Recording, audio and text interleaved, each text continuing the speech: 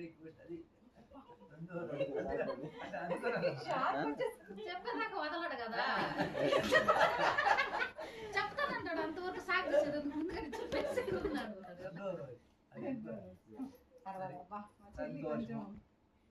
నిన్నేం చెప్పాము చెప్పాము చెప్పాము నాని మమ్మల్ని టెన్షన్ పెట్టుకుంటే చెప్పేస్తాను. నువ్వు కాదమ్మా, నిన్నే చెప్పింది ఇప్పుడు చెప్తే అట్లీస్ట్ గుర్తు పెట్టుకుంటా. మళ్ళీ చెప్పు.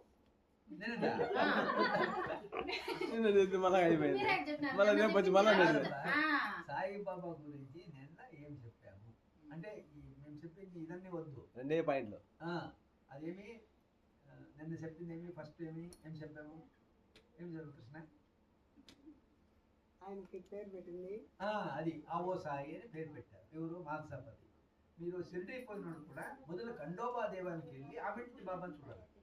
ఎక్కడనే కానీ పొలముడు వస్తే కూడా ఆంజనేయ స్వామి చూసి వెంకటేశ్వర స్వామి చూడాలి. కాశీ పోతే కాలభైరవుని చూసి కాశీ విశ్వనాథ్ చూడాలి. అట్లా అందితావులు కూడా. మీ ఊరికి వస్తే మీ కులదేవతను చూసి గుండ్రాయి అంటాం దాన్ని చూసి ఉండే బాబా కూడా ఇంకొకటి మొదలు చూడాలి. అట్లా ప్రతి ఒక్కటి ఉంది. అప్పుడు ఖండోబా దేవాలయానికి స్వామి వచ్చారు. ఫస్ట్ స్వామి వచ్చింది ఇక్కడికి ఖండోబా దేవాలయమే. ఖండోబా దేవాలయం వచ్చినప్పుడు మాల్సాపతి ఏమంటాడు ఆవో సాయి కాదు,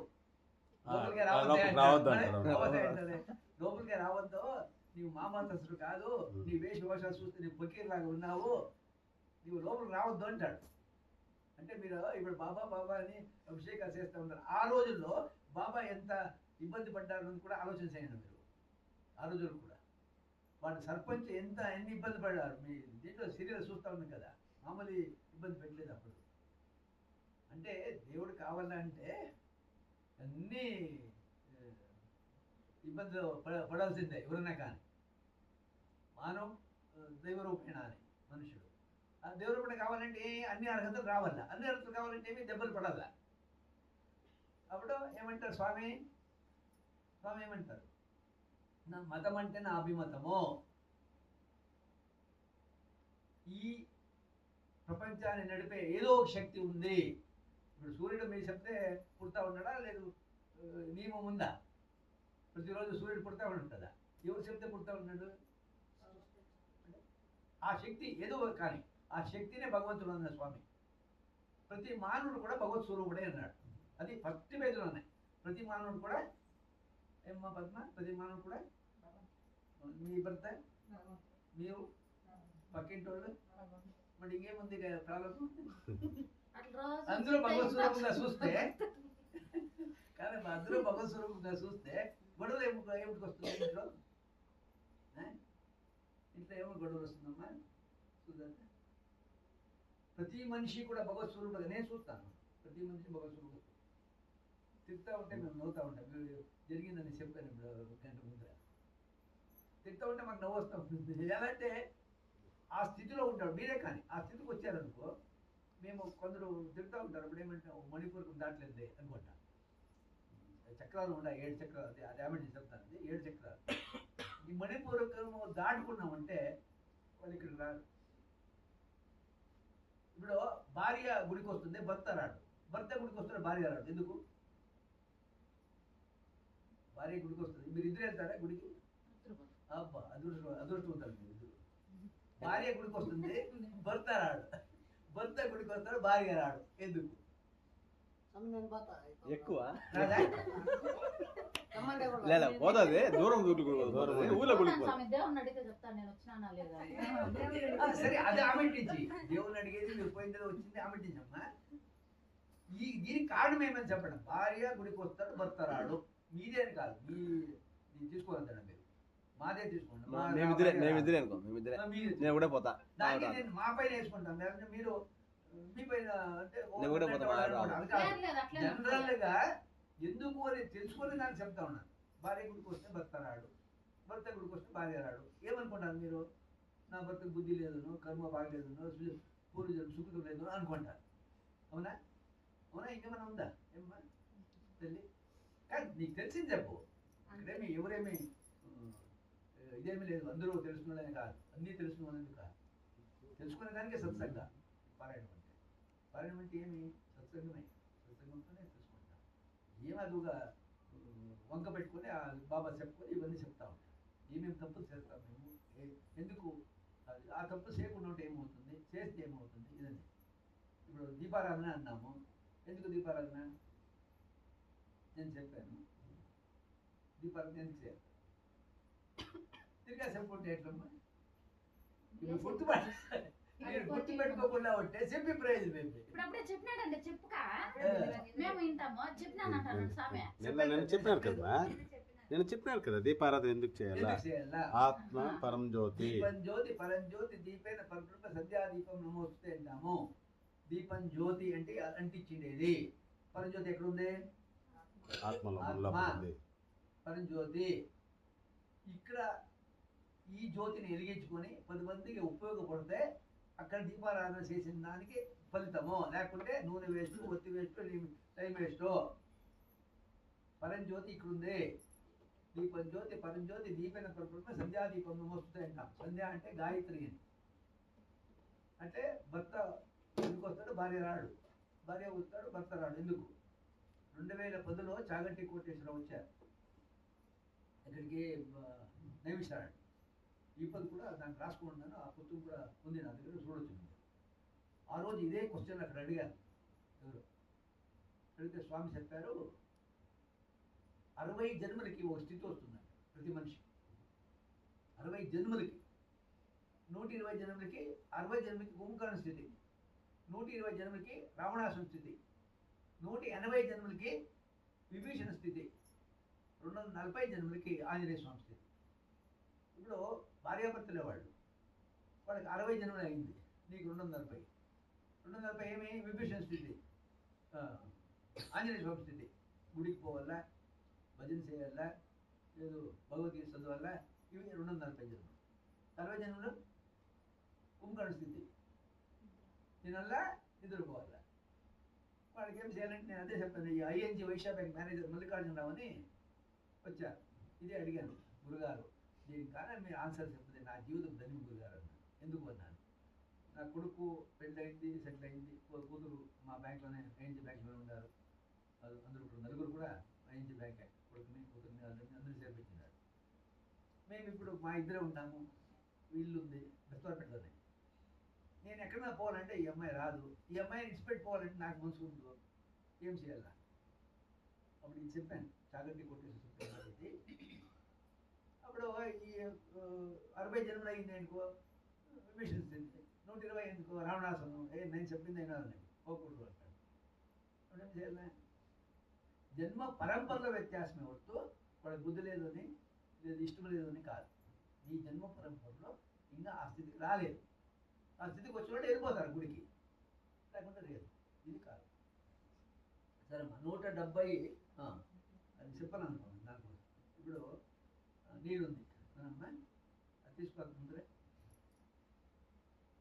తిప్పు. గంగే యమునే చైవ కృష్ణ గోదావరి సరస్వతి నర్మద సింధు కావేరి జలస్మిన్ సన్నిధికురో కలశోదికైన ద్రవ్యాన్ని ప్రోక్ష. అందరూ పైన ప్రోక్షి, ఆత్మానం ప్రోక్ష అంటాం. తలపైన ప్రోక్ష ఏంటి చెప్పు మంత్రము?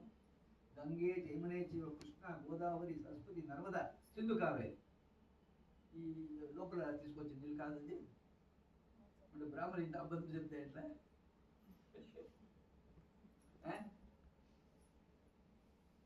చెప్పండి కృష్ణ. అదే నీళ్ళు ఇక్కడ తెచ్చాడు. ఇప్పుడు దాని గంగేచి యమునేచి కృష్ణ గోదావరి సరస్వతి ఎక్కడుందో గుర్తు చేసుకోండి.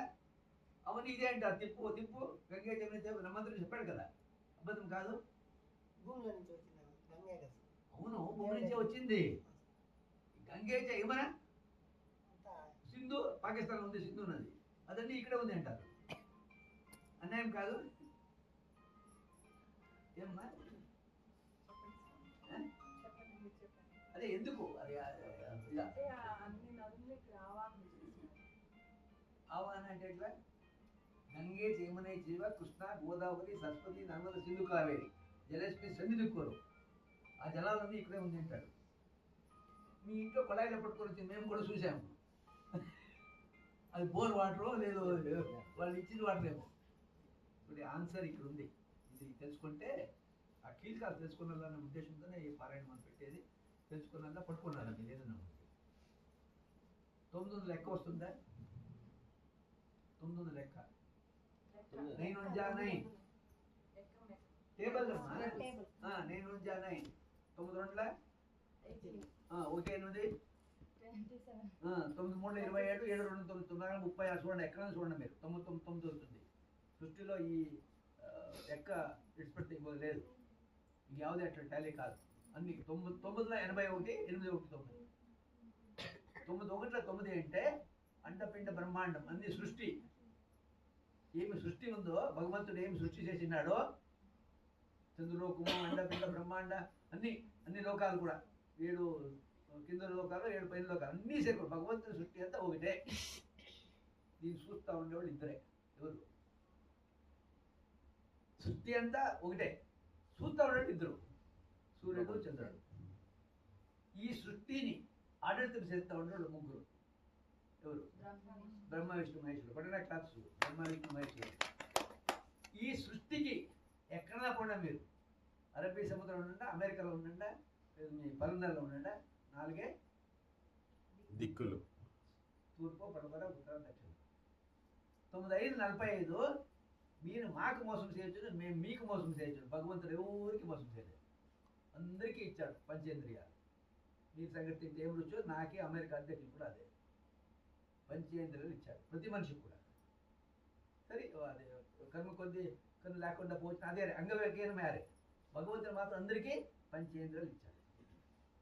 వీడు పురోహితుడు అని వీడు పండితుడు అని మన కన్ను వచ్చి ఇంకా ముక్కిచ్చి అట్లా చేయలేదు. ప్రతి ఒక్కరు కూడా పంచేంద్రియాలు ఇచ్చారు. 9 6ల ప్రతి మనిషి కూడా ఈ అరిషట్ వర్గాలు ఉంటాయి. కామ క్రోధ మోహ లోభ మద మాత్సర్యాలు. మనకు కూడా కొడుకు పైన ప్రేమ ఉంటుంది, కూతురు పైన ప్రేమ ఉంటుంది, పెళ్లి కావాలా అన్ని ఇవన్నీ అరిషట్ వర్గాల నుంచే వస్తుంది. 9 6 9 ఏళ్ళ ఇక్కడ నుంచి ఉండే ఆన్సర్ మీకు. 9 ఏళ్ళ సప్త సముద్రాల నుంచే నీళ్లు వస్తాయి. మీరు గంగా అనండా, యమున అన్నా, గోదావరి అనండా సప్త సముద్రాల నుంచి వచ్చేది. మీ ఇంట్లో ఉండే నీరు కూడా సప్త సముద్రం నుంచి వచ్చిండేదే. సప్త ఋషుల నుంచి మీ గోత్రాలు. సప్త స్వరాల నుంచే సరిగా ఉపదేశం లేకుండా ఘంటసాల లేదు, ఎస్పి బాలసుడు లేదు. మొదలు సరిగా ఉపదేశం. సప్త సముద్రాలు, సప్త స్వరాలు, సప్త గోత్రాలు ఇవన్నీ కూడా అక్కడి నుంచి వచ్చింది. సప్త నీవు గంగాను యమునాను సముద్రం నీళ్ళేది, మీ ఇంట్లో ఉండేది కూడా సముద్రం నీళ్ళే. అది ఆన్సర్. అది ఇది ఆన్సర్ లేకుండా ఎవరు ఏం చెప్తే కూడా మీకు అర్థం కాదు, వాళ్ళు కూడా అర్థం కాదు. 9 8 అష్టదిక్పాలకులు ఈ భూమిని ఎత్తుకుంటున్నారు. భారతదేశంలో అర్త్క్వేక్ తక్కువ, భూకంపం తక్కువ. ఎలా మా ఇంట్లో వాళ్ళు ఎవరో పూజారి పూజ చేస్తా అష్టదిక్పాలక పూజయామే అంటాడు.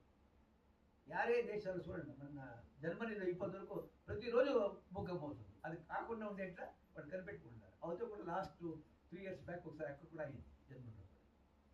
ఇది లాస్ట్ అమ్మ 9 నవగ్రహాలే ఆడటం చేస్తుంది. దానికి గురుదేశ్ వచ్చిందా పెళ్ళి అవుతుంది, శుక్రదేశ్ వచ్చిందా స్థిర ఆస్తి చేస్తారు, శని దేశం వచ్చిందా అన్ని గురువు. 9 81 నవగ్రహాలు ఆడటం చేస్తుంది. 9 90 ఇంతే జగత్. ఇంకేమైనా ఉంటే మీరు చెప్పండి.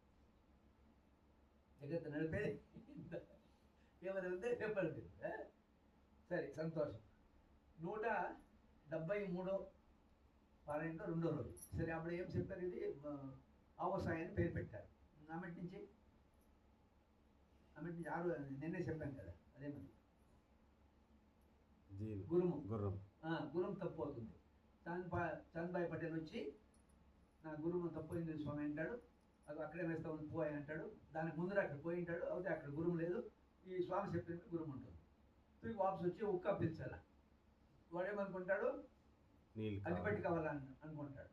వాళ్ళ మనసులో ఉండని తెలుసుకొని రావయ్య అని ఇవన్నీ ఉన్నాయంటారు స్వామి. వాళ్ళు అగ్గిపెట్టి ఇయలేదు, ఉంది అంటారు. సంతకాన్ని గుద్దితే ఏమొచ్చింది? నీళ్ళు వచ్చింది. అక్కడే తిరిగా గుద్దుతాయి. ఎక్కడ నీళ్ళు వచ్చిందో అక్కడే గుద్దారు, నిప్పు వచ్చింది. అంటే వీళ్ళ సంకల్పం నీళ్ళు రావాలా, సంకల్పం నిప్పు రావాలా, వచ్చింది. దానికి సద్గురు అంటే ఎవరు? సద్గురు అంటే ఎవరు? ప్రకృతిని శాసించే శక్తి ఎవరికి ఉందో మీ మనసులో ఉండే దాన్ని ఎవరు తెలుసుకుంటారో ఏమీ ఆశించరు. ఇది ఇంపార్టెంట్ చాలా. ఈ స్వామి వస్తే మీరు 5,000 పాద పూజకి వెళ్తారు. అయితే అవధూతలు ఎక్కడ ₹1 ఆశించలేదు. అది ఏమి ₹2 ఇవ్వమన్నారు బాబా, శ్రద్ధా సబూరి అని. దాన్ని గుర్తు చేసడానికి ₹2 ఇవ్వమన్నారు. అంతేవరకు ఈ రోజు చక్రనారాయణ అని లాస్ట్లో వస్తుంది, లాస్ట్ బుధవారం. వాడిని డబ్బులు వస్తూ ఉంది, విపరీతం వస్తూ ఉంది అని నిఘాకి వేశారు చక్రనారాయణ, సర్కిల్ ఇన్స్పెక్టర్. వాడు కూడా స్వామి భక్తుడు అయిపోయాడు. లాస్ట్ డే చక్రనారాయణ గురించి చెప్తున్నాను. అది ఫస్ట్ డే. ఈ పొద్దు 2వ రోజు. రేపు చెప్పాలమ్మా, ఇప్పుడు కరెక్ట్గా ఈయనలా. రేపు నాకేం తెలుస్తుందంటే చెప్పాలి. పొగల్లో వస్తా స్వామి, ఇప్పుడు జరిగినదంతా పొగల్లో ఇంకో పాట చెప్పేస్తే గుర్తుండిపోతుంది. ఎక్కదు బుర్రకి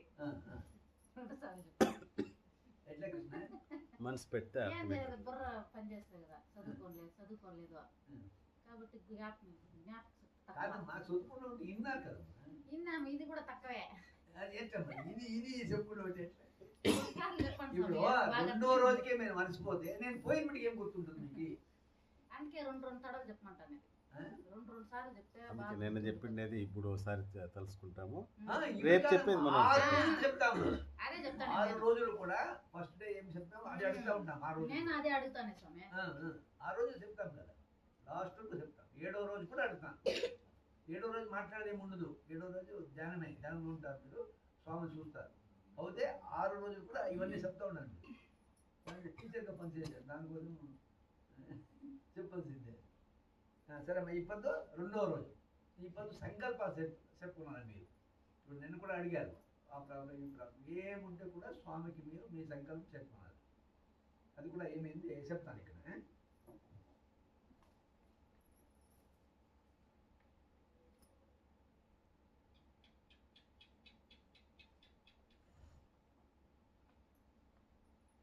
ఏ కృష్ణనాథ దత్త సాయి అత్యంత భక్తితో నీ చరిత్ర పాలన చేస్తున్నాము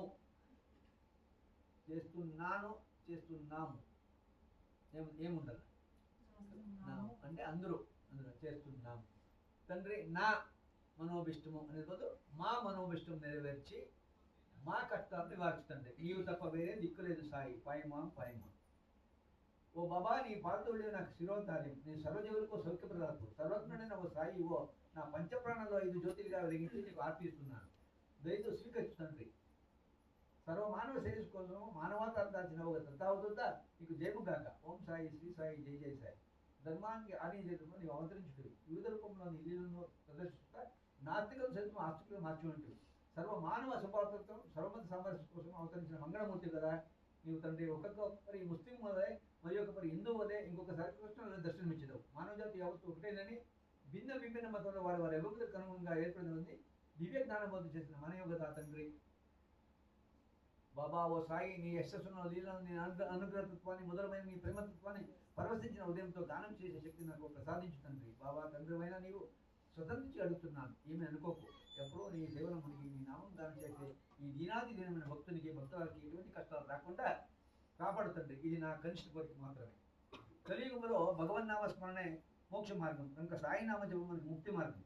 అనేక రకమైన యజ్ఞాలు ఉన్నాయి కదా, వాటిని నిర్వహించుట చాలా శ్రమతోటి ఖర్చుతోటి కూడినది. ఏమాత్రం ఖర్చు లేనిది, సులువుగా ఆచరించదగినది నామజపం. నామజపం చేసుకునే దానికి ఏం ఖర్చు ఉంది? ఓం నమ శివాయ అంటే అయిపోయింది. అక్కడ కూడా చూడండి, 1,000,000 పూజలు చేస్తే ఏమి ఫలితం వస్తుందో, ఒక స్తోత్రం చెప్తే ఆ ఫలితం వస్తుంది. 1,000,000 స్తోత్రాలు చేస్తే ఏ ఫలం వస్తుందో అది ఒక జపం చేస్తే వస్తుంది. 1,000,000 జపాలు చేస్తే ఏ ఫలం వస్తుందో అది ఒకసారి ధ్యానం చేస్తే వస్తుంది. ఈల్డ్ ఇప్పుడు మీరు ఏది కావాలో చేసుకోండి. 1,000,000 పూజలు చేస్తే ఒక స్తోత్రానికి సమానం. స్తోత్రం అంటే 1,000,000 స్తోత్రాలు చేస్తే అది ఒక జపానికి సమానం. జపం అంటే 1,000,000 జపం చేస్తే ఒక ధ్యానానికి సమానం. అంటే ఇప్పుడు ఏం చేయాలా? ఏం చేస్తే ఎక్కువ వస్తుంది? ధ్యానం చేయాలి. మొదలు పూజ అంటే 1,000,000 పూజలు చేస్తే ఒక స్తోత్రానికి సమానం. పూజ అంటే ఏమి? స్తోత్రం అంటే ఏమి? స్తోత్రం అంటే ఏమి? జపం అంటే ఏమి? ధ్యానం అంటే ఏంటి? చెప్పండి. చూస్తాను సార్ మీరు ఏం చెప్తారా ఇప్పుడు పూజ అంటే ఏం? మొదలు పూజ అంటే ఏం మసూద పూజ? ధూప దీప నైవేద్యాలు చేస్తారు మీరు. పూజ అంటే ఏమి? పూజ అంటే మన మనసుని భగవంతుడికి అర్పించేది. మీ మనసును అర్పించావు. పూజ అంటే ఏమి? సరే నీ పేరేమా? సుజాత. మీ అమ్మ నాన్న పెట్టింది. నీ అసలు పేరు చెప్పు. ఏమ్మా నీ పేరు? శిరీష. అది అమ్మ నాన్న పెట్టింది. నీ పేరు ఏం స్వామి? మీ పేరు పెట్టింది. మీ అసలు పేరేంటి? ప్రతి మనిషికి అసలు పేరు ఉంది. ఇదే తెలుసుకోవాల్సింది. తెలుసుకోలేక మీరు వచ్చింది. ఇప్పుడు మహాత్మా గాంధీ విగ్రహాలు ఉన్నాయి. ఎక్కడున్నాయి? మహాత్మా గాంధీ విగ్రహాలు ఎక్కడున్నాయి? బయట చెప్పమ్మా. రోడ్లో టీచర్లు మీరు ఏమ్మా? మీరు టీచర్ రోడ్లో బయట ఎక్కడుంది? MG road, Mahatma Gandhi road అన్ని బయట పెట్టారు. వీళ్ళు అడుక్కొని తిన్నారు. బాగా తిన్నారు కూడా. ఇక్కడ అర్థమైందని చెప్తా ఉన్నాను మీకు. అడుక్కొని తిన్నారు. 5 ఇండ్లు భిక్ష చేశారు. 5 ఇండ్లు భిక్షే. 6 ఇంట్లకు పోలేదు వాడు. సాయిబాబా కానీ వెంకటేశ్వర ఎవరైనా కానీ ఎవరు అవధూతులు అనుకుంటారో వాళ్ళందరూ కూడా 5 ఇండ్లు భిక్ష చేయాలా, 6 ఇంటికి పోకూడదు. 5 ఇంటికి ఎన్నిసార్లు పోవచ్చునంట. తీసుకోండి ఎట్లుంది. వేదమ్మ బాయి ఇంటికి 2 సార్లు 3 సార్లు పోతా ఉంది స్వామి సాయినందు. వీళ్ళకి గుళ్ళు కట్టాము, అభిషేకాలు చేస్తూ ఉన్నాము, పూజలు చేస్తూ ఉన్నాము, వార్షికోత్సవాలు చేస్తూ ఉన్నాము. 100 సంవత్సరం వార్షికోత్సవం ఎంత బాగా జరిగింది షిరిడీలో. ఎందుకు? వాళ్ళు మహాత్ముడే, దేశపిత మహాత్మా గాంధీనే. అయితే మహాత్మా గాంధీ బయట పెట్టాము, వీళ్ళు అడుకొని తినే వాళ్ళే లోపల పెట్టాము, గుళ్ళు కట్టాము. ఎందుకు? ఏమి డిఫరెన్స్ ఏంటి? వాళ్ళకి ఏం డిఫరెన్స్? వాళ్ళకి స్వార్థం ఉంది, వీళ్ళకి స్వార్థం లేదు. స్వార్థం కాదు. వాళ్ళకి కూడా స్వార్థం ఏం లేదు. స్వార్థం అంటే వాళ్ళకి స్వార్థం కాదు. కానీ చెప్పింది కరెక్ట్. కానీ అది భౌతికమైంది. ఆ విద్య భౌతికమైంది. ఈ విద్య ఆత్మజ్ఞానం. నీలో భగవంతుడు ఉన్నాడని చెప్పినాడు వీడు. నేను భగవంతుడు అనలేదు. యాక్చువల్లీ నీలోనే భగవంతుడు ఉన్నాడు. ఆత్మ అనేది భగవంత, శరీరము కాదు, శక్తి. ఆ శక్తి భగవంతుడు ఫస్ట్ డే చెప్పారు. నిన్న చెప్పారు కదా. చెప్పారు లేదమ్మా? నిన్న చెప్పారు కదా. ఈ ప్రపంచ సృష్టిని నడిపే శక్తి ఏదో ఒకటి ఉంది వెనుక. ఆ వెనుకుండే శక్తినే భగవంతుడు అనుకో, నీకు ఏం పేరునే పెంచుకో అన్నారు. అల్లా అను, యేసు అను, శివ అను. ఆ శక్తే భగవంతుడు అన్నారు. అది ఆత్మజ్ఞానం బోధించాలి. దానికోసము పూజ చేస్తున్నాం. ప్రతి మనిషి కూడా ఆత్మజ్ఞానం తెలుసుకోలేకే మీరు వచ్చింది కూడా. ఆత్మజ్ఞానం తెలుసుకునే దానికి మనిషే పుట్టింది. మానవ జన్మ వచ్చిందే ఆత్మజ్ఞానం కోసం. మీరేం చేశారు? పెళ్లి చేసుకున్నారు, పిల్లలు పుట్టారు, వాళ్ళు సంసారంలో పడ్డారు. మా గురుగారు చెప్పారు. 93వ యాత్ర. నేను రేపు 94వ యాత్ర. గురువైశ్వర గురుగారు ఏం చెప్పారు తెలిసిన? పెళ్ళైన వాళ్ళందరూ ఉన్నారు కదా ఇక్కడ. ఉన్నారు కదా. కాశీ చూడాలి అంటారు. ఎందుకు? పెళ్ళైన ప్రతి ఒక్కరు కూడా కాశీ చూడాలి అంటారు. ఎందుకు?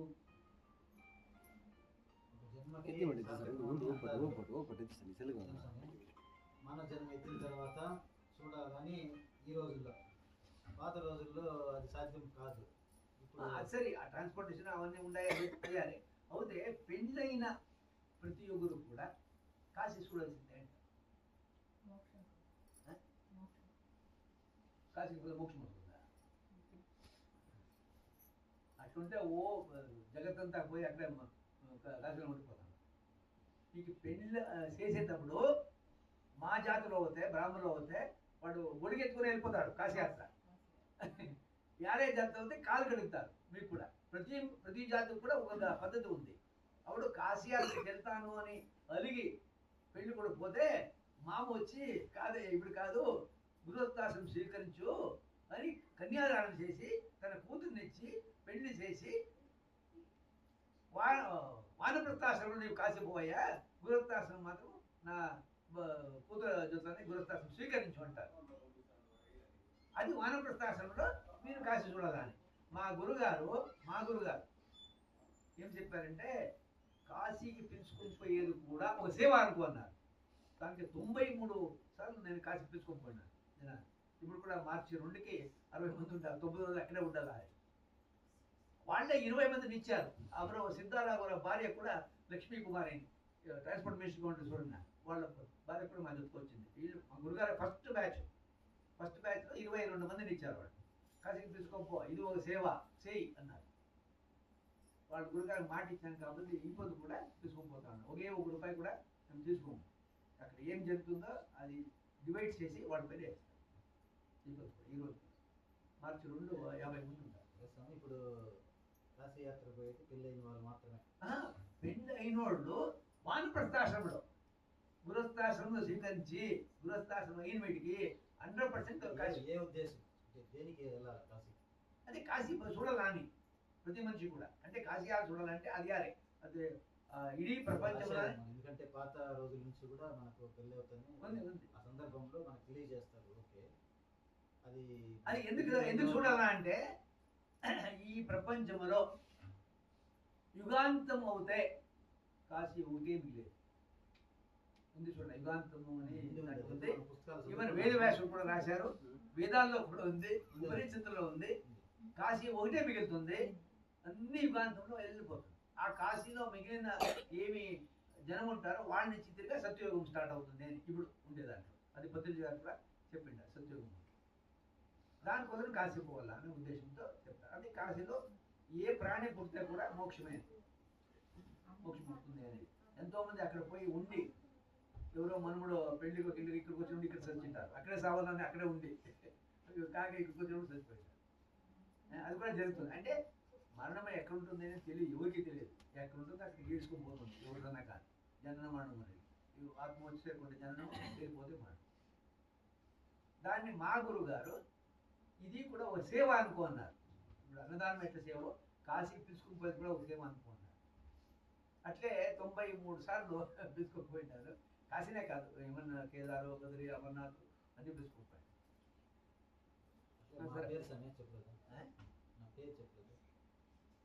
మీ పేరు అది చూడండి, అట్లా అడగాల.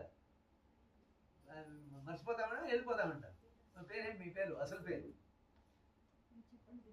సత్య సాయిబాబు అంటా ఉంటారు. ఆత్మస్వరూపులారా, ప్రతి మనిషిలో కూడా ఆత్మ ఉంది. ఎన్ని జన్మలైనా మారుతాం కానీ ఆత్మ అనేది మారదు. ఇంకా ఒకటి ఆత్మస్వరూపులు అంటా ఉంటారు. ప్రతి ఒక్కరు కూడా ఆత్మ ఉంది. మాకు తెలిసేది ఏంటో నేను చెప్పాను కదా, మనకు తెలిసేది చెప్పండి. మీరు ఉండే ఆత్మ ఈరోజే మనం మానవ జన్మలో ఉంటాము, నెక్స్ట్ ఏ జన్మలో ఉంటామో తెలియదు. అది కూడా చెప్పాను నేను. ఇప్పుడు ఆత్మ మీలో ఉంది అని మాకు తెలిసేది ఎట్లా చెప్పండి? చెప్పమ్మా, నేను చెప్పాను కదమ్మా కృష్ణ, మీలో ఆత్మ ఉంది. అవునా? మీ ఆత్మ ఉంటేనే ఇప్పుడు మాట్లాడుతూ ఉంటారు, నడుచుకొని వచ్చారు, కూకుంటారు, శ్వాస పీల్చుతూ ఉన్నారు. ఇవన్నీ లోపల ఆత్మ అంటే భగవంతుడు ఉన్నాడు. భగవంతుడు ఉన్నాడని తెలిసేది ఎట్లా మాకు? శ్వాస ఆడుతూ ఉంది, అదే శ్వాస ఆడితే నీవు ఉండవు. శివోహం లేకుంటే శవమే. శ్వాస ఆడుతుంది శివోహం లేకుంటే శవమే. నేను చెప్పాను కదా, 500 ₹1000 అడుగుతారు. మీకు అవసరం ఉండేది 500. భర్తను 1000 అడిగారు. లోపల చెప్తుంది నీకు అవసరం 500, 1000 అడుగుతా ఉన్నావు అని. అయితే మనసు చెప్తుంది అడుగు 1000, 500 ఇచ్చేది నీ పని అయిపోతుందండి. అంటే సత్యాన్ని చెప్తుంది, సత్యంలో చేస్తుంది, సత్యాన్ని తెలుస్తుంది. అదే ఆత్మ. ప్రతి మనిషికి మీలో తప్పు చేస్తే మీరు లోపల చెప్తుంది తప్పు, ఇది మాట్లాడుకోవడం కరెక్ట్ కాదు, ఈ బజ్జీ తింటా ఉన్నావు, మన బజ్జీ తిని విరోచన అయింది, వద్దు బజ్జీ అంటుంది లోపల. లేకపోతే నాకేం చేస్తుంది, ఇదే ఒకటి.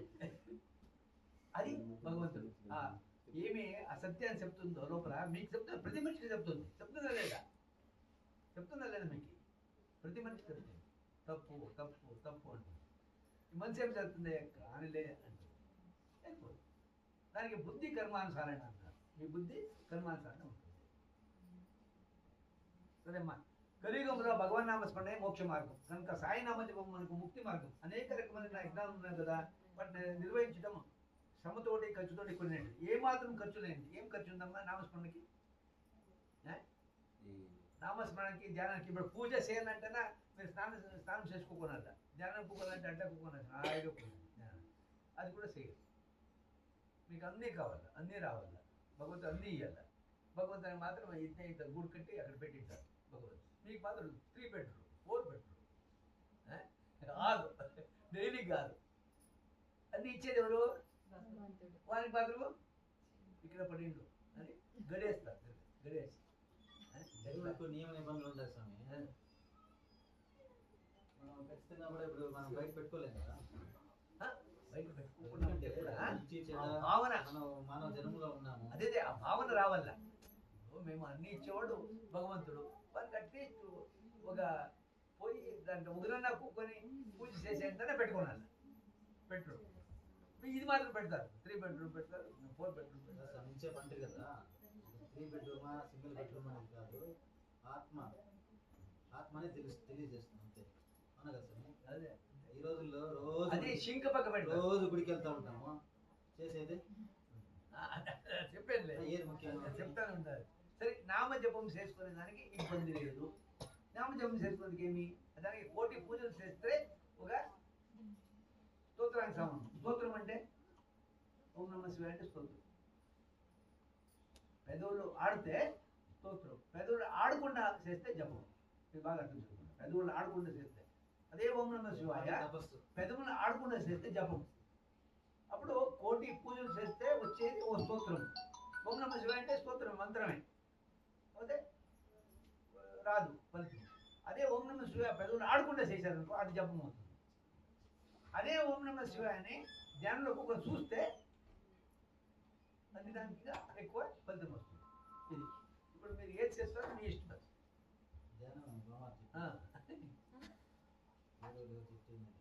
సో యజ్ఞాగాలను నేనే జపయజ్ఞాని అన్నారు గీతలోని విభూతి శ్రీకృష్ణ భగవానుడు. మహర్షినా మృగరాం గిరాం స్థైకమక్షరం యజ్ఞానం జపయజ్ఞోస్మి స్థావరాం హిమాలయ అన్నారు. మహర్షుల్లో నేను మృగమహర్షిని, ధ్వని బ్రహ్మంలో దివ్యమైన ఓంకారము, యజ్ఞంలో పవిత్రంలో నాకు జపయజ్ఞాన స్థావరంలో హిమాలయ పర్వతాన్ని అని చెప్పారు. నామాన్ని ప్రేమతో ఉచ్చరించి వారి కోరికలు నెరవేర్చును అన్నారు సాయిబాబా. నామజపము నామసప్తమం వీటి ఫలితాలు అద్భుతంగా ఉంటాయి.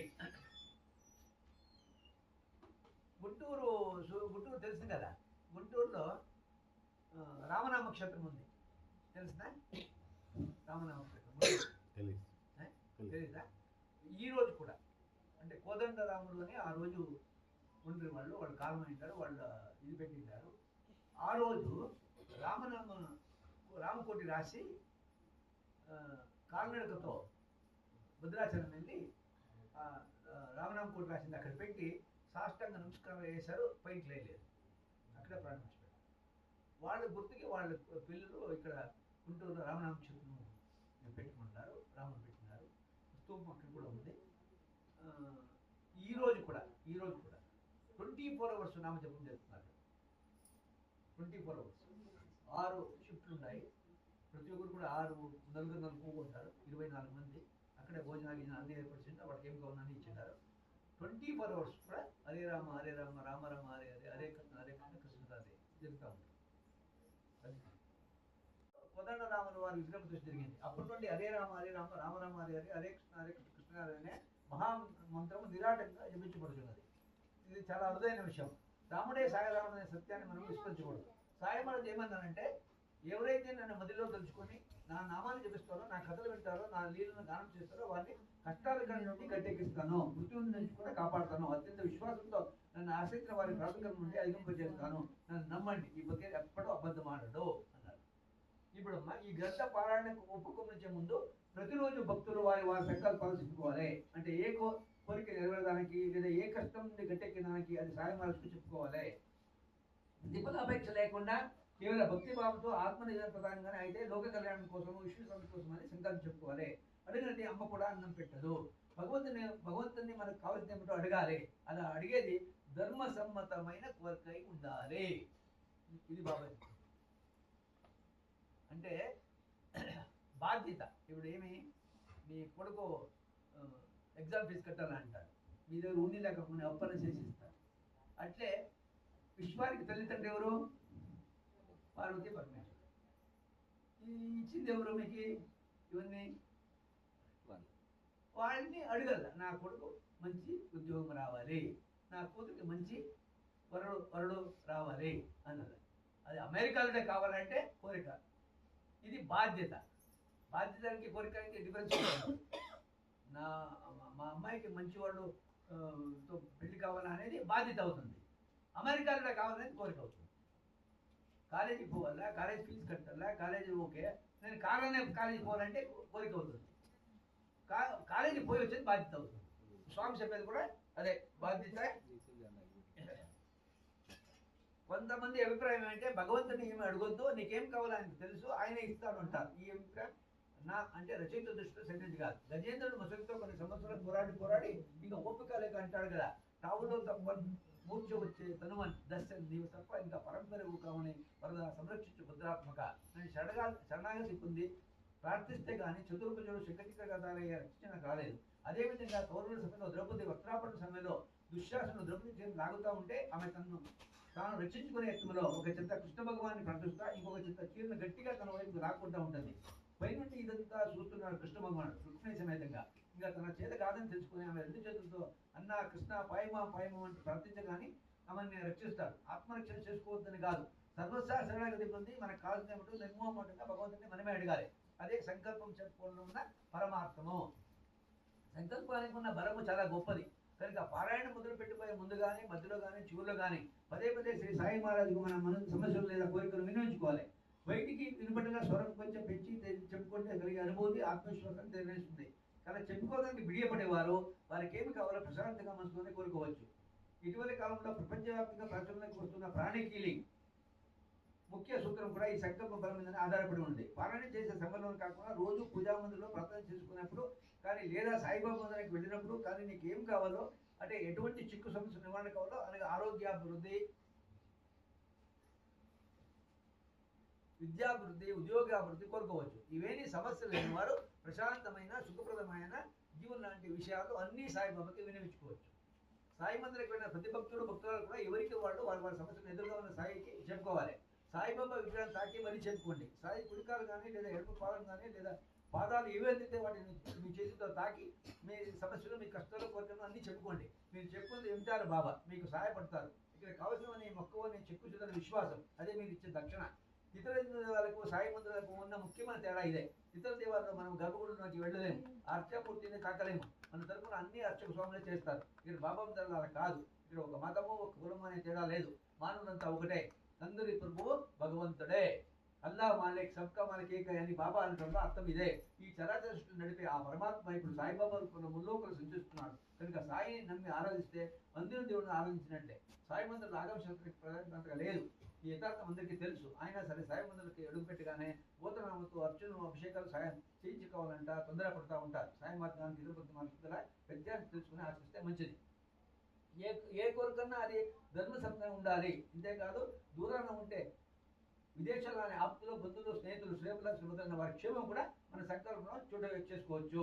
వీటన్నిటితో పాటు ఇంకొక ముఖ్యమైన విషయం కూడా గమనించబడుతున్నాయి. అదేమంటే జీవితంలో మనల్ని బాధలు పెట్టిన వాళ్ళు, ఇబ్బందులు పాలు చేసిన వాళ్ళు, చాలా రకాలుగా నష్టపెట్టిన వాళ్ళు కూడా మన అందరి జీవనాన్ని తగులుతారు.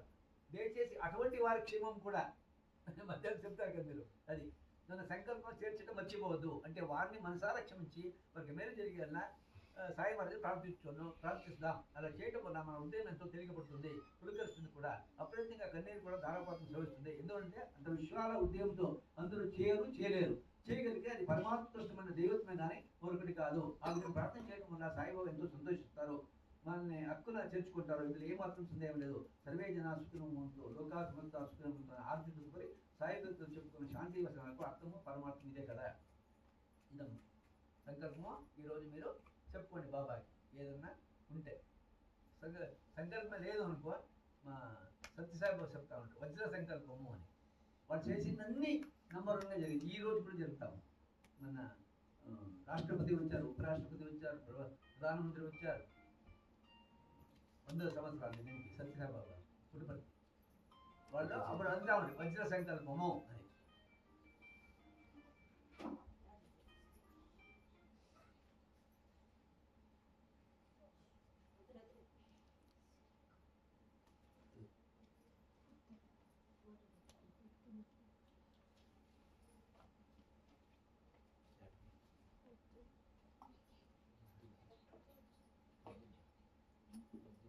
వెలిగించేవారు బాబా.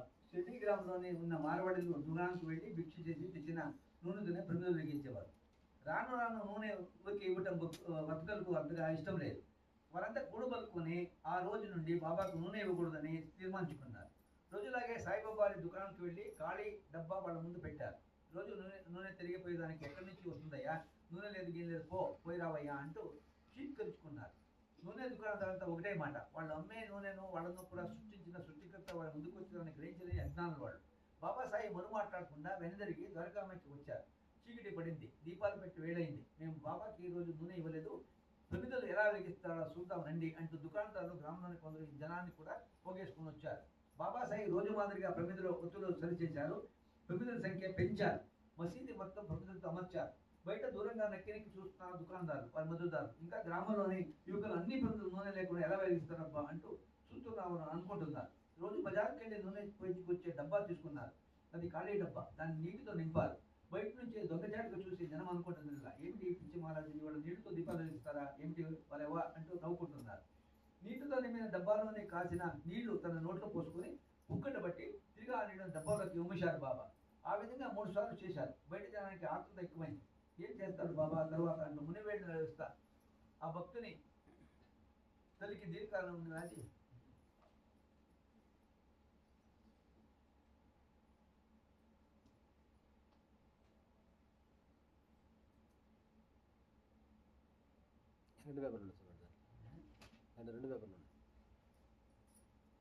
తన పని తాను చేసుకొని పోతున్నాడు. ఒరే బాబా సామాన్యుడు కాదరా, ఆయన తాకితే కుష్ఠవ్యాధి వానికి కుష్ఠం పోయింది, చూపు లేని వానికి చూపు వచ్చింది, కుంటి వాడికి కుంటినయమైంది. ఈ మార్వాడి వాళ్ళు ఆ మహానుభావుని బాగా అవమానించారట, ఏం జరుగుతుందో ఏమో అని గ్రామ ప్రజలు అనుకుంటున్నారు. ఈ విధంగా అక్కడ కూడా ప్రజలు ఎవరికి తోచిన రీతిగా వారు గుర్తులు ఆడుకుంటున్నారు. డబ్బాలో నిండిన నిదానంగా కొంచెంగా ప్రమిదల నిండిలో నింపారు సాయి మహారాజ్. ఒక్కొక్క ప్రమిదను వెలిగించుకుంటా పోయారు. అద్భుతము ఆశ్చర్యం ప్రమిదలన్నీ దేదీప్యమానంగా ఎరుగుతున్నాయి. నిమిషము 2 నిమిషాలు 5, 10, 20, 40, 60 నిమిషాలు ఇలా తెల్లవారు ప్రమిదలు దేదీప్యమానంగా రోజు కన్నా ఎక్కువ వెలుగుతున్నాయి. ఏ కేకమాల ఏ బహుత్ సుందర ఆహాహా అంటూ జనంలో కులాలు. ఇదంతా గమనిస్తున్న జనానికి ఒళ్ళు పులకరించింది. ఉప్పందిన ఉత్సాహంతో సాయి మహారాజ్కి జై, సాయినాథ్ మహారాజ్ జై అంటూ బిగ్గరగా అరుస్తారు. యువకులు పట్టణాన్ని ఆనందంతో కేంద్రం కొడుతున్నారు. క్షణంలో ఈ వార్త చెట్టి గ్రామాలతో పోకింది. నిద్రపోయే వారు కూడా లేచి వచ్చారు ద్వారకామాయికి ఈ ఇంత చూడడానికి. సాయినాథ్ మహారాజ్ చాలా గంభీరమైన మూర్తులు ఉన్నారు. దక్షిణంగా ఈశాన్యములో ఒదిగి కూర్చున్నారు. ఊరంతా ఒకటే కులాలం, అందులో ఏదో అనిత్యం ఆనందం ఉత్సాహం. మరికొందరు ఊరికందరి భయంకరమైన స్త్రీలు పురుషులు బాలబాలికలు వృద్ధులు ఊరంతా ద్వారకామ చుట్టూ చేరారు. సాయి మహారాజ్ దరిదాపులకు కూడా వెళ్ళడానికి ఎవరు సాహసించలేదు. దూరం నుండి ఆ ఈశ్వర స్వరూపునికి, ఆ శక్తి స్వరూపుకి, అవతారమూర్తికి నమస్కారం చెప్పుకుంటున్నారు. బాబాసాయి కించపరిచిన వారు, అవేదన చేసిన వారు, పిచ్చి పక్కిన పిచ్చి వాళ్ళు అందరూ చిక్కుపచ్చిపోయారు. వెలుగుతున్న ప్రమిదలు చూసి సాయి మహారాజ్ బాటికి ప్రతిపించారు. మొట్టమొదటి మహా అద్భుతమైన లీల ఇది. అయితే ఎంతో అవసరం అనుకుంటే తప్ప సాయి మహారాజు చూపలేదు. అది అంటే నీళ్ళతో దీపాలు వెలిగించారు. వడగడ్ల వాళ్ళ నుండి పసివాడిని కాపాడిన సాయి. ఇది చాలా విచిత్రమైన అద్భుతమైన లీల. త్రైపర్గం టేక్లే మంచి మాటకారి. ఆనాటి బ్రిటిష్ అధికారులు మంచి పలుకుబడి కలిగిన భూస్వామి. కోపర్గం తాలూకులో ఆయన మాటకు తిరగలేదు. డేగ్లే సుందరులు వ్యవసాయ క్షేత్రంలో ప్రతిరోజు 100 కొద్ది కూలీలు పొలం పనులు చేస్తుండేవారు. కూలీ నాలి చేసుకుంటే కానీ తిండి గడపని ఒక కడుపేదరాలు నెల నిండిన పసికలను వీపుకు కట్టుకొని కూలీ పనికి వెళ్ళేది. పాతి చీరతో పొలంలోని వేప చెట్టుకు ఉయ్యాలు కట్టి పిల్లివాడిని అతను నిరుపుచ్చి పొలంలో పనికి వెళ్ళేది. ఉన్నట్టుండే ఒకసారిగా ఉరుముల మెరుపులతో వడగడ్ల వాన మొదలైంది. వానకు పెనుగాలి కూడా తోడైంది. పొలంలో కూలీలు తలా దిక్కుకు పరిగెత్తారు. ఉయ్యాల్లోని బిడ్డ తల్లికి ఆ వర్షం చూసి పై ప్రాణంలో పైన పోయాయి. బాబా బాబా సాయి సాయి బాబా నా బిడ్డ తండ్రి అంటూ అంత భయంకర వర్షాన్ని కూడా లెక్క చేయకుండా వంట పదాలకి అడ్డం పడి ఉయ్యాలోని చెట్టు వరకు అతి కష్టం మీద చేరుకుంది. ఏ భయంకర దృశ్యాన్ని చూడవలసి వస్తుందో అని గుండె చిక్కబట్టుకుని చెట్టును సమీపిస్తా ఉంది. కానీ అక్కడ పరిస్థితి దాచిన తల్లి ఆనందానికి ఆశ్చర్యానికి అవధులు ఉయ్యాలో ఉన్న వేప చెట్టుకు చుట్టూ 100 గజాల వరకు వర్షం చినుకలేదు, గాలి లేదు. ఇంకొక అద్భుతం, సాయి మహారాజ్ ఉయ్యాలో పిల్లవాడిని ఆడిస్తున్నారు. ఆహా తండ్రి పారాయణ అనాథరక్షక ఎంత దయామణువయ్యా అంటూ ఆ పేదవాడు బాబాసాయి కళ మీద పడి వెక్కి ఏడువ సాగింది. సంతోషంగా గుండె ఒక విధమైన విచిత్రమైన అనుభూతితో ఆమె ఏడుపు ఆపటం లేదు. దయాతో దేడు విన్నలాగా కరిగిపోయాడు. బాబాసాయి కళ్ళ వెంట కన్నీరు ఊపికింది. లేమ్మా ఏడుపు, నేనున్నానుగా, నీ బిడ్డకు ఏమీ కాలేదు అంటూ పిల్లవాడిని ఉయ్యాల నుంచి పైకి తీసి తల్లి చుట్టూ ఉంచాడు ఆ తండ్రి. పిల్లవాడిని గుండెల మీద ఎత్తుకుని ఎదురుగా ఉన్న ఆ భగవంతుడికి ఏ భాషను కృతజ్ఞత తెలుపాలో తెలియక అమాయకంగా సజల నయనంతో చూస్తా ఉండిపోయింది. ఆ తల్లి కన్నీరు చూడలేక ఆమె శిరస్సు మీద నామాస్తం చేసి దక్షిణాస్తంతో ఆమె చించలను జలవాడుతున్న కన్నీరు చూస్తా, అమ్మ ఏడవకు, నేనున్నాను, నీకేం కష్టం వచ్చినా నన్ను స్మరించుకో, ఏం కష్టం వచ్చినా నన్ను స్మరించుకో అంటారు. నీ కష్టాలంటే నేను మోస్తాను. ఇంకేం చెప్పాలా? బాబా ఇచ్చిన మాట ఇది.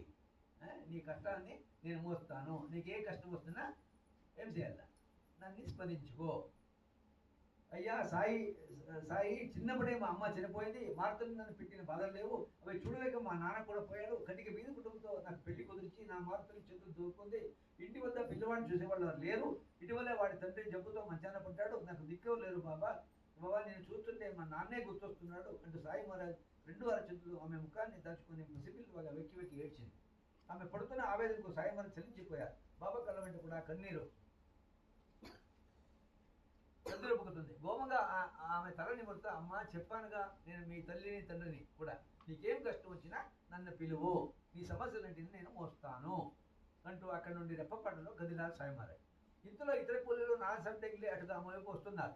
వాళ్ళకి ఎదురండి, అయ్యా దొర, సాయిబాబా వచ్చి నా బిడ్డను రక్షించాడు, చూడండి ఇక్కడ ఆ చెట్టు కింద వాన కూడా లేదు అని నాయసంటెగిలికు ఆమె అన్నది. అది విన్న వారందరూ అమితమైన ఆశ్చర్యానికి గురయ్యారు. సాయిబాబా ఎటు వెళ్ళాడు అంటూ అందరూ తన దిక్కు చూశారు. ఇక్కడే ఉంటారు, నాతో చాలాసేపు మాట్లాడారు కూడా అంటూ ఆ తల్లి చెబుతుంటే ఒక క్షణం కూడా ఆలస్యం చేయకుండా నాయసాబ్ డెంగ్లే గుర్రం మీద షిరిడి వైపు దూసుకెళ్ళాడు. డెంగ్లే ఇల్లు ఎక్కడుంది? పోయినట్టు పోలేదా? అక్కడే ముందర ఇంకొక ఖండోబా దేవాలయం ఉంది. షిరిడీకి 1 కిలోమీటర్ అంతే. వాళ్ళు ఇప్పుడు డెంగ్లే మేము వెళ్ళాము, మేము ఆదినారాయణ గారు, లక్ష్మీ అందరూ వెళ్ళాము. ఇప్పుడు వాళ్ళు కూడా ఒక కమిటీ మెంబర్కి వేసినారు. వాళ్ళు 3వ తరగతి కమిటీ మెంబర్కి వేసినారు. వాళ్ళ దాంట్లో ఒకడు కబడ్డీలో వరల్డ్ ఫేమస్ కబడ్డీలో. ఇప్పుడు వాళ్ళు కూడా ఒక కమిటీ మెంబర్.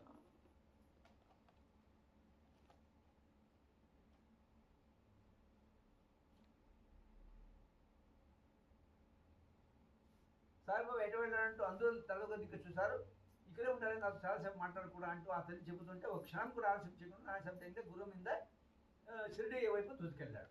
బాబా వచ్చి ఎంతసేపు అయింది? గుర్రాన్ని దిగుతానే ద్వారకామాయి బయట నిలబడి ఉన్నవారిని ప్రశ్నించారు. నాయసాబ్ డెంగ్లే, బాబా రావడమా? వారు ఎక్కడికి వెళ్ళలేదే ఈరోజు. అలాంటప్పుడు రావడం ఏమిటి? ఎదురు ప్రశ్న వేశారు వాళ్ళు. నాయసాబ్ డెంగ్లే మళ్ళీ అన్నాడు, లేదు వచ్చారు, ఇంత క్రితమే నిమగాం అవతనున్న మా వ్యవసాయ క్షేత్రంలోకి వచ్చారు. నిమగాం ఆ పక్కే ఉండేది, చేతులకు వచ్చారు. ఇంతలో ముందే అక్కడి నుండి తిరిగి ఇక్కడికి వచ్చారు. ఏమండి మీకు ఏమైనా పిచ్చా? ఈరోజు బాబా అసలు ఊరుదాన్ని ఎక్కడికి వెళ్ళలేదంటుంటే అవతలి వాళ్ళు గట్టిగా అన్నారు. నాయసాబ్ డెంగ్లేకి అసలు విషయం అవగతమైంది. ఒక్కొక్కనే వెళ్ళి బాబా కాళ్ళ మీద పడ్డాడు. బాబా వాళ్ళు తలపెట్టుకొని పసిపిల్లి వాళ్ళ వెక్కి వెక్కి ఏడుస్తున్నాడు. అక్కడ వారికి ఇదేమీ అర్థం కావడం లేదు. నాకు తలని మొదట ఎంతో అందరంగా ఉంటా మృదుగా బాబా అన్నారు. అరే నాన్న ఎందుకు అలా చిన్న పిల్లవాడిలాగా లే, పైకి లే, ఏం జరిగిందో ఏమిటో వాళ్ళిద్దరికి మాత్రమే తెలుసు. అంత దూరం వచ్చి నాకు దర్శనం ఇవ్వలేదే, నేను పాపాత్మను శాపగ్రస్తుడు అంటూ ఇంకా బిగ్గరగా ఏడవసాగారు నాయసాబ్ డెంగ్లే. బాబా బాబా సాయి నాయసాబ్ డెంగ్లే తల పైకెత్తి, ఏమి నాన్న ఎందుకని నిన్ను తక్కువ చేసుకుంటావు? ఇప్పుడేమి నీకేం తక్కువైంది అది చెప్పు అన్నారు బాబా. ఏమి తక్కువైందా తెలియదా స్వామి? నేను 2వ భార్యను చేసుకొని మొదటి భార్యకు చాలా అన్యాయం చేశాను. ఏం ఆశించి 2వ భార్యను తెచ్చుకున్నాను, అది నెరవేరలేదు సరిగదా. మొదటి భార్య యొక్క ఆదరణ ఆప్యాయత కూడా దూరం అయిపోయాయి. ఇంతకన్నా ఇంకేం కావాలి బాబా అంటూ మరొక మారు భావనం అన్నాడు నాయసాబ్ డెంగ్లే. ఓ అదా నీ బాధ, సర్లే ధైర్యంగా ఉండు అంటూ అతని నోట్లో చిటుకుడు ఊది వేసి నుదుట బొట్టు కూడా పెట్టారు సాయిబాబా. నాన్న ఇదిగో ఈ ఊది ఇంటికి తీసుకెళ్ళి నీ భార్య ఇద్దరికి నీవే స్వయంగా మంచి తీర్థంలో వేసి వారి చెరుకు గ్లాస్ ఇవ్వు, వాళ్ళ నుదుట బొట్టు పెట్టు, త్వరలోనే నీ మనోవంచ సిద్ధిస్తుందన్నారు బాబా. సమస్య తిరిగేసరికి నానాసాబ్ డెంగ్లే 2 భార్యలు సంతానతులయ్యారు. తనను ఆశ్రయించి తన మీదే భారం వేసి నీవు తక్క వేరొకడు లేదు అని శరణు చూచితే సాయిబాబా తప్పక అనుగ్రహిస్తారు. ఇది యథార్థం, ఇది అక్షర సత్యం. ఆనాడు ఈనాడు కూడా సాయిబాబా అనుగ్రహం వర్షంలాగే కురుస్తుంది. మేము వాళ్ళ ఇంటికి కూడా పోయాము. వాళ్ళు ఇప్పుడు అభిలాష్ పెళ్లి అవుతే భార్య భర్తను కూడా తీసుకోపోయారు. నాయసాబ్ డెంగ్లే ఉంది, ఇప్పుడు కూడా ఉంది. అక్కడ ఒక బావి కూడా ఉంది. ఆ బావిని ఇప్పుడు అట్లే పెట్టినారు. స్వామి వచ్చి ఎక్కడ కూకుంటారన్న ప్లేస్ కూడా చూపించారు.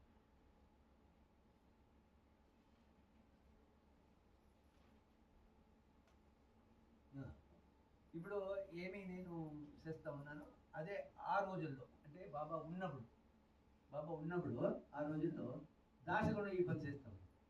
బాబా ఉన్నప్పుడే దాసగణం ప్రతి విలేజ్ పోయి ఇట్లా బాబా గురించి చెప్తా ఉంటారు.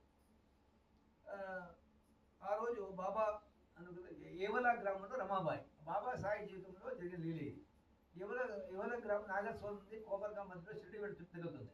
సనాతన సంప్రదాయ కుటుంబంలో పుట్టిన ఆడపిల్ల రమాబాయి అందము, అణుకువ, తెలివితేటలు, విజ్ఞత కూడా కలిగిన యువతి. ధనవంతులు కాకపోవటం వల్ల మంచి సంప్రదాయ గల కుటుంబంలో ఇంట్లో రోజులు అంటే 100 సంవత్సరాల నాడు ఆడపిల్లకు 25 ఏళ్ళు వచ్చిన వివాహం కాలేదంటే చాలా ఆక్షేపణ. దాసగణ మహారాజ్ యువలగ్రంలో సాయి చరిత్ర కథగానం చేస్తున్న ఒక రోజున కథగానం చేసే ప్రదేశానికి ఆనుకున్న రమాబాయి ఇల్లు.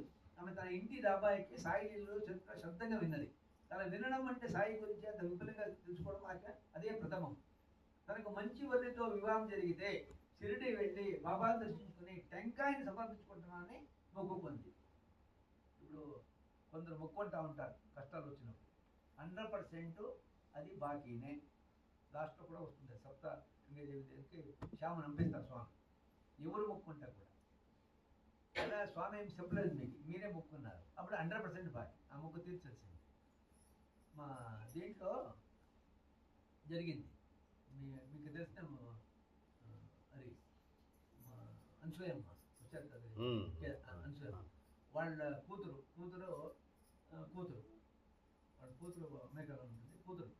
అక్కడ ఇప్పుడు మేము ఇండియాలో ఉన్నట్లు ఏమన్నా ప్రాబ్లం అవుతే సీదా హాస్పిటల్కి వెళ్ళిపోతాం. అక్కడ పోయేకి లేదు. 30-40 ఇండ్లకి ఒక డాక్టర్ ఉంటారు. ఇమ్మీడియట్ ఆ డాక్టర్ ఫోన్ చేయాలి. డాక్టర్ వచ్చి రికమెండ్ చేస్తే మీరు హాస్పిటల్కి వెళ్తారు. అక్కడ ఉండేది వీడికి ఇది వచ్చింది, ఏమి ఫిట్స్. అమ్మాయికి ఫిట్స్ వస్తే ఏం చేస్తారు, తాళాలు ఇస్తారు. సమానంగా ఫిట్స్ వస్తే ఇప్పుడు ఇట్లా తాళాలు ఇస్తారు. వీళ్ళు ఫిట్స్ వచ్చింది, ఆ డాక్టర్ ఫోన్ చేశారు, తాళాలు ఇచ్చారు. ఇంట్లో వాళ్ళు ఎవరు చెప్పారు, తాళాలు ఇచ్చారు. వాడు వచ్చేప్పటికి వెళ్ళేసుకోకూడదు. వాడు వచ్చే అన్ని చూసి ఎవరికి నార్మల్ వెళ్ళిపోయాడు. అదైన 15 రోజులు కూడా ఫిట్స్ వచ్చింది. అప్పుడు తిరిగా తాళం ఇచ్చారు. వాళ్ళకి కూడా ఫోన్ చేశారు. వాడు రెండోసారి వచ్చి బాగా తిట్టిపోయాడు. మీకేం పొద్దున ఫోన్లు చేస్తూ ఉంటారు, బాగా ఉంటుందా, వాళ్ళకి ఏం చేయాలి అర్థం కాలేదు. అప్పుడు నాకు ఫోన్ చేశారు, కూడా ఫోన్ చేశారు, గురుగారు ఇట్లా అయింది, ఏమైంది అర్థం కాలేదు. సరే ధ్యానంలో చూసాము, దానిలో చూస్తే మెసేజ్ వచ్చింది, ముక్కు బాకీ ఉందన్నమాట. ముక్కు బాకీ ఉందంట. మీరు ఎవరు ఏమనుకుంటారో లేదు, మేమేమనుకోలేదు అని అన్నారు. మీ అత్తగారిని అడగమ్మా, మీ ఎవరు ఉంటారు వాళ్ళని అడగమ్మా, అత్తమ్మని, లేదు మీ అమ్మ నన్ను అడిగారు. లేదు, ఏం ముక్కలేదు, ఏమో వచ్చిందమ్మా, ఏం చెప్పలేదు అని ఆ నాదేడు పద్మ ఉంది కదా వాళ్ళ చెల్లెలు, ఆయన కూడా అన్నాను. అయ్యో గురుగారు నేనే ముక్కున్నాను. ఏం ముక్కున్నావు అంటే, అప్పుడు నాదేంట్లో గుడి కట్టారు, బాబా గుడి. ఈ అమ్మాయికి సంతానం కాలేదు. అప్పటికి సంతానం అవుతే ఈ చామను ఇస్తానని మొక్కుందంట. కొత్తగా గుడి కట్టారు. ఈ అమ్మాయి అక్కడ పోయినప్పుడు, ప్రతిష్ట పోయినప్పుడు సంతానం కాలేదు, మా కూతురికి సంతానం పోతే నేను చామను ఇస్తాను అన్నాను. అప్పుడు ఆ అమ్మాయి ఫోన్ చేసి చెప్పింది, ఇట్లా నేను అనుకున్నాను చామను ఇయ్యాల. అప్పుడు విచారించాం, చామను ఎంత అవుతుంది, 10,000 అన్నారు. అవి ఇంకొకటి, మీరు ఏ గుడికి ఏమన్నా వేయండి, అది వాడితేనే మీకు ఫలితం, లేకుంటే రాదు. ఇప్పుడు మా గుడిలో బాబా గుడిలో 3 ఉన్నాయి కిరీటం. ఏం చేయాలా, అక్కడ కొండ ప్రాంతం కదా, నేను 2 తీసుకుని పోయి లాకర్లో పెట్టిన బ్యాగ్లో, ఒకటే వాడేది. అప్పుడు అడిగాం, చామరము అంటే విచారించాం, 10,000 చెప్పారు. ఆ అమౌంట్కి ఎంత అవుతాయి, ఎంత ఏం అవసరం ఉంది అది ఇవ్వండి అని. అప్పుడు పోయి అడిగి కుర్జీలు కావాలన్నారు, కుర్జీలు వల్లారు, అది ఇచ్చాం. అట్లా ముక్కు అనేది సామాన్యంగా ఈ జగన్మాతలు ఏం చెప్తారంటే, ఏమన్నా వచ్చింది అనుకో ఆపద, టక్కన ముక్కేస్తారు. అది అవుతుందా లేదా, శక్తి ఉందా లేదా కూడా చూసుకో. 100% ముక్కేటప్పుడు మీరు మాత్రము శక్తి కొద్దే అనల్లా, లేకుంటే భారం అవుతుంది. అది బాగా గుర్తుపండి. అట్లా ఇక్కడ కూడా ఏమనుకుంది, ఏం చెప్పండి, టెంకాయ సమర్పిస్తాను, ఇంకేమి లేదు. నాకే మంచు వర్గంతో వివాహం జరిగితే టెంకాయను సమర్పించుకుంటానని మొక్కుకుంది. ఆమె అనుకున్నట్టుగానే మంచి వర్గంతో వివాహం అయింది. అత్తవారింటికి వెళ్ళింది, భర్తతో కలిసి షిరిడి వెళ్ళింది. పుట్టింట నగలు అత్తింట నగలు బాగా అలంకరించుకొని పెద్ద ముక్కుకు పెట్టుకొని భర్త తోడు రాగా ద్వారకామాయికి బయలుదేరి సాయి దర్శనానికి టెంకాయ, గొంతులు, కర్పూరం, గుగ్గిలం అన్ని చేతులు ఉంచుకుంది. ద్వారకామాయిలోకి అడుగు పెట్టగానే అల్లంత దూరంగా బాబా కనిపించారు. బాబాని చూడగానే అమితానంద బదులైంది. కానీ ఆనందం అట్టసేపు లేదు. అప్పటి వరకు ఉన్న తన ముక్కరు లేదు. లోపల పోయేవాడు ముక్కరు ఉంది. ఇంకేమి స్వామికి టెంకాయ ఇలాంటి వాళ్ళు చూసుకుంటే ముక్కరు లేదు. ముక్కరు లేదు అన్నప్పుడు ద్వారకామాయిలో అడుగు పెట్టే సమయంలో కూడా ఉన్నది. ఆమె ముక్కర పోయిన సంగతి అత్తగారికి తెలిస్తే ఇంట్లోనికి రానివ్వదు. ఎవరు గుర్తుకొచ్చారు? అత్తగారు గుర్తుకొచ్చారు. ఈ ముక్కర పోయింది అంటే అత్తగారి ఇంటికి రానేదు. అప్పుడు అత్త అంటే అట్లుండే, ఇప్పుడేమో లేదు. ఇప్పుడు కోడలు భయంతో నగ కోసం ఎదుర్కొనడంలో నిమగ్నమైంది. ఆ విషయం అది చెరువులోనే ఉన్న సాయి వరకు వెళ్ళింది. బాబా లేచి వచ్చారు. ఏమ్మా ఏమిటి ఎదుగుతున్నావు? నా ముక్కర పోయింది బాబా, వెతుకుతున్నాను అంది రమాబాయి. నీ ముక్కర సగతే అట్టించు, నాకు మొక్కి టెంకాయ ఏది?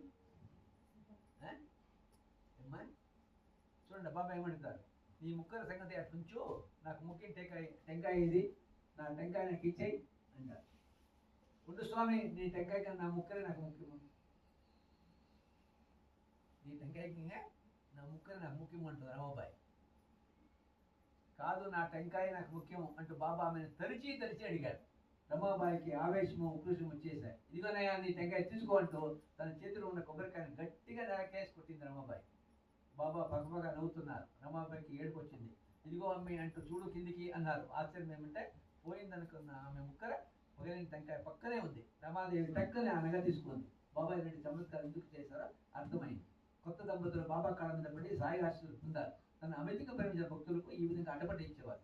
సాయి ఈనాడు పెళ్లి కాని పిల్లలు వారి తండ్రులు ఎందరో బాబాను ఆశ్రయిస్తున్నారు. వారికి బాబా ఆశలతో మనోవాంఛలు నెరవేరుతున్నాయి. మా అమ్మాయికి మంచి సంబంధం కుదిరితే మేము షిరిడి వస్తామని మొక్కుకునే భక్తులు కోరుకోగలరు. ఈ కింద పాలనతో 2వ రోజు శుక్రవారం పాలన ముగిస్తారు.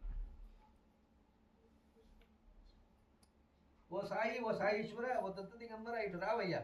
ఈ చరాచర విశ్వంతని వ్యాపించిన నీవు భక్తుల పాలిట అక్షయపాత్ర లాంటి వాడు. అనసూయాదేవి ఆత్మమనుషులకు ముద్దు పెట్టబోయిన ఓ దత్తావతార, నీకు నిజము 4 వేదముల సారానికి. ఓ సాయి మహారాజ్, పరమ పవనమైన నీ దినచర్యను ఒకసారి స్మరించుటకు నాకు అనుమతి దయచేయ తండ్రి.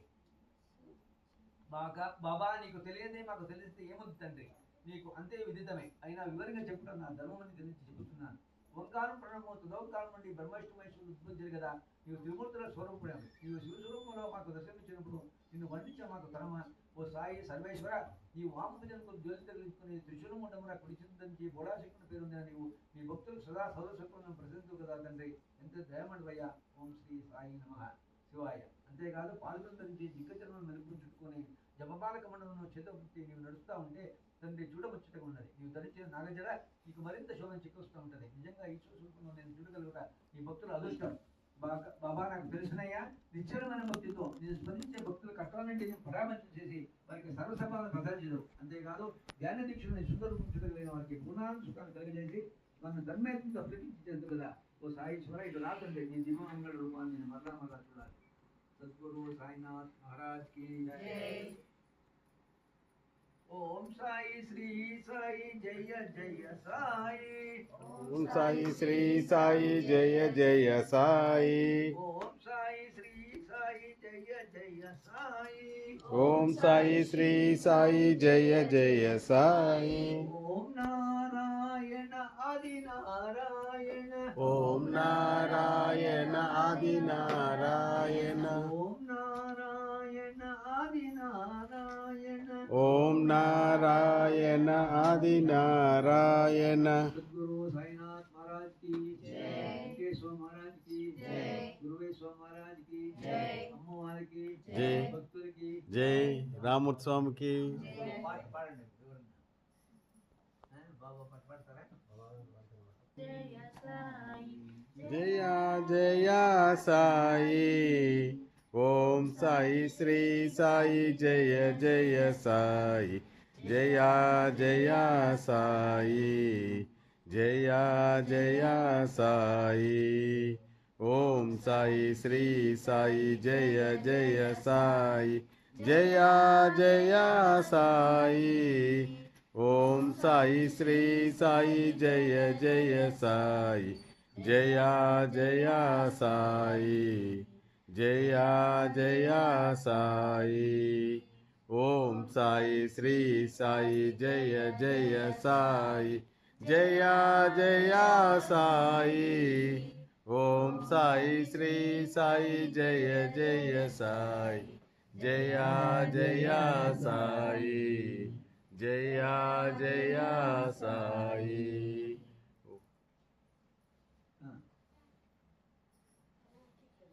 విఠ విఠల విఠల జై జై విఠల విఠల విఠల జై జై విఠల విఠల విఠల పాండురంగ విఠల విఠల విఠల పాండురంగ విఠల విఠల విఠల జై జై విఠల విఠల విఠల జై జై విఠల విఠల విఠల పాండురంగ విఠల విఠల విఠల పాండురంగ విఠల విఠల విఠల అమ్మమ్మ విఠల విఠల విఠల అమ్మ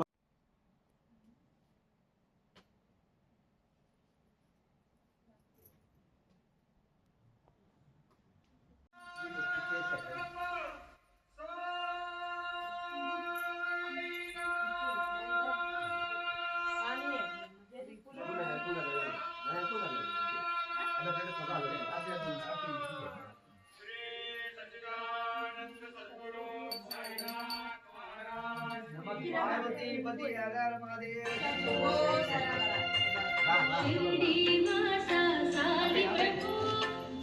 आपे से मैं क्या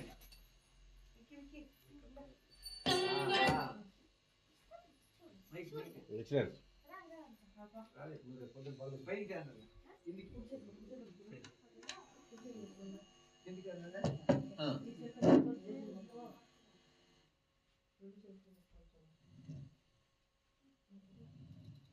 అందరికి వచ్చిందా అక్షంతలు పుష్పాలు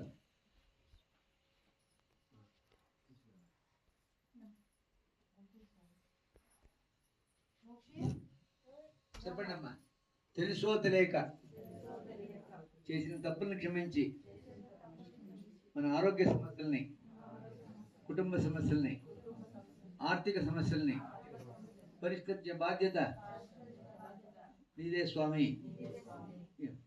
తిరగండి యాని కాంచ పాపాని జన్మాంతర కుజాని చ తాంతాని వినశ్యంతి పాపో ప్రదక్షిణై పదే పదే పాపాత్ పాప సంభవ కుపై నరసాదుల అన్యదా శరణం నాసుటమే శృణ్మమ తస్మాత్ కారుణ్యభావేన రక్ష రక్షో సాయినాథ రక్ష రక్షో సాయినాథ రక్ష రక్షో సాయినాథ आत्म प्रदक्षिण नमस्कार समर्पयामि साष्टांग नमस्कार करोमि छत्रं समर्पयामि चामरं समर्पयामि नृत्यं समर्पयामि गीतं समर्पयामि आंदोलकं समर्पयामि अश्वारोहणं समर्पयामि गजारोहणं समर्पयामि समस्त राजोपचार भुक्तोपचार शिक्तोपचार षोडशोपचार पूजां समर्पयामि सर्वभव्याक्षतां समर्पयामि यस्मृत्यात् नामतो तपस्सन्ध्या पूजा क्रिया सिन्धुरं संपूर्णं यस्सन्ध्या वन्दतमुचितं मंत्रेणं क्रियाणं भक्तिं जनार्दनेतु संध्या पतितस्मै अनेन प्रसन्नं भगवान् सर्वात्मक श्री वासुदेवार्पणमस्तु नीलेश पटल वासुदेवार्पणमस्तु मध्ये मंत्र तंत्र स्वरा वर्ण निनादित्य लोपदोष प्रायश्चित्तार्थ नामत्र जपं वर्षे अच्युताय नामं गोविंदनाम श्रीमद गोविंदे नमः ओम शांति शांति शांति कायेन वाचा मनसेन्द्रिय बुद्ध्यात् प्रवाक बुद्ध्यात् मनावा करोमि यत् सकलं परस्मै नारायणे समर्पयामि श्रीमन् नारायणे समर्पयामि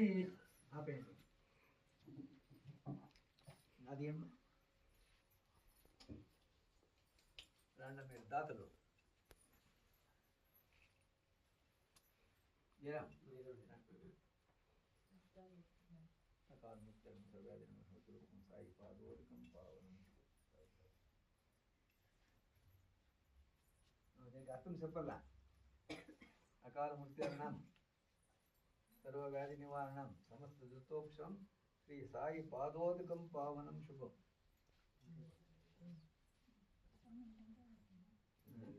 పొద్దున అయిపోయింది స్వామి నిద్రపోతున్నారు ఇప్పుడు నిద్రపోతే అదా స్వామి సుఖ నిద్ర చెప్పారు కదా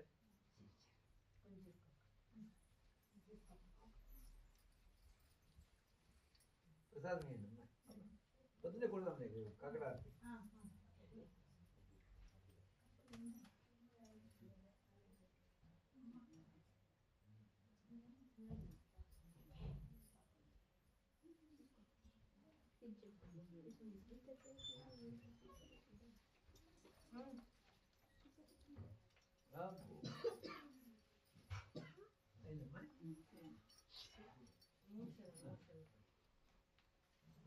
మోక్షి తీసుకొచ్చి